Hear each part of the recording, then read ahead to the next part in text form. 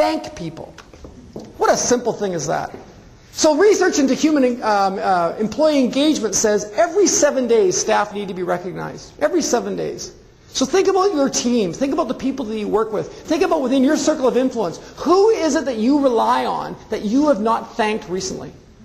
Specifically for something they did specifically. Not like, way to go. But who have you not thanked recently? In other words, don't assume that they know you love them. What have you thanked them for? The way that you did that report, the way you did that interview, the fact that you're always on time, the fact that you're creative. Thank you for wearing a clean shirt. It's like something that... Find something.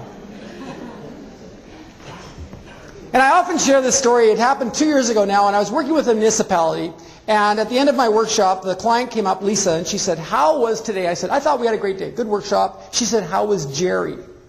I said, "Well, it's interesting you asked about Jerry, because Jerry was the one guy that showed up he wasn't wearing a suit. He wore a black leather jacket, and everybody else was in a suit." And I said, "Well, I thought Jerry was engaged. He seemed to be enjoying himself. I thought he got a lot out of the day." She said, "Let me tell you what happened with Jerry. Just 1 week ago, we had a civic parade in our town. And on Monday after, I went around City Hall thanking people and giving them little chocolates that said thank you.